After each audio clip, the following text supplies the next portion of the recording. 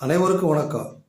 நாம் தமிழர் கட்சியில் ஒரு சிறந்த ஆளுமை அப்படின்னு சொன்னால் எல்லோரும் அறிந்த ஒரு நபராக காளியம்மாள் இருந்தார் என்பது தான் யதார்த்தமான உண்மை. அவர் பேசினாலே மேடையில் ஆரவாரம் அதிகமாக கைத்தட்டல்கள் விசில்கள் கிடைப்பது யாருக்கு என்றால் காளியம்மாவுக்கு தான்.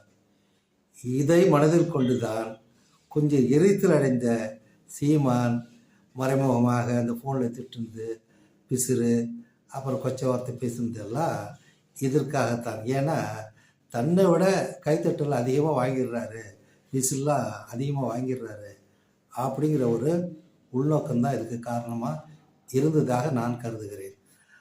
அது அவருக்கு எரிச்சலை ஊட்டியது. அது அவருடைய அந்த பிசுறு என்ற வார்த்தை ஒன்றே போதும். அந்த அளவுக்கு ஒரு சிறந்த ஆளுமையாக அந்த கட்சியில் 6 வருஷம் அவர் பயணித்து தன்னுடைய உழைப்பை கொடுத்திருக்கிறார்.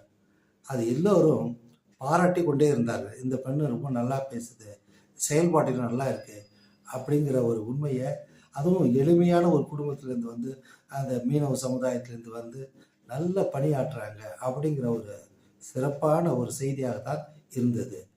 நேற்று அவங்க வந்து தன்னுடைய விலகல் கடிதத்தை கொடுத்துட்டாங்க. ஏன்னா ஒரு மாதம் ரொம்ப குழப்பத்தில் எல்லாரும் பல ஊடகங்கள் வியூகங்களை வளர்த்து இங்கே போயிடுவார் அங்கே போயிடுவார் என்று சொல்லிட்டு இருந்த காலகட்டத்தில் நேற்று அதுக்கு முற்றுப்புள்ளி வைக்கின்ற வகையில் வந்து ஒரு அறிக்கை வெளியிட்டிருக்காங்க.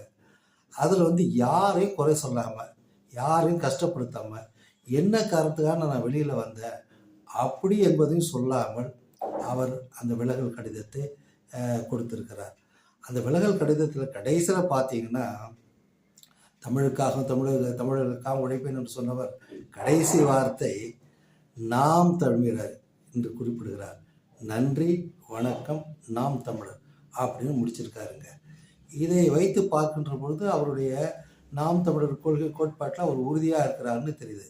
நாம் தமிழர் கொள்கை வந்து அந்த தமிழ் தேசியம் வந்து திராவிடத்தை எதிர்க்கின்ற காரணத்தால் அவர் வந்து எந்த நிலைப்பாடை எடுக்க போகிறார் அப்படிங்கிறது ஒரு கேள்விக்குறியாக இருக்குது. ஏன்னா நிறைய வதந்திகள், திமுகவுக்கு வர போகிறாரு, அண்ணா திமுக வர போகிறாரு, இல்லைன்னு சொன்னால் அந்த விஜய் கட்சிக்கு போக போகிறார், இப்படியே வியூகங்கள் இப்போ வந்து கொண்டே இருக்கிற காலத்தால் இங்கே விஜய் ஒரு முடிவு சொன்னார். திராவிடமும் தமிழ் தேசியமும் எனக்கு 2 கண்கள் போல அப்படின்னு சொன்னதுனால, ஒருவேளை அவர் திராவிடத்தையும் தமிழ் தேசியம் சொன்னதுனால தமிழ் தேசியம் அங்கே இருப்பதனால அங்கே செல்வதற்கான வாய்ப்பு அதிகமாக இருக்கும் என்பதுதான் என்னுடைய ஒரு கணிப்பாக இருக்கிறது.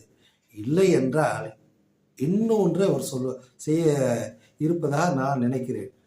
இந்த நாம் தமிழர் பட்டாளத்தில் பார்த்தீங்கன்னா அதிக நபர்களை கொண்ட ஒரு வசீகரமான ஒரு தோற்றம் யார் சொன்னால் காளியம்மாள் தான்.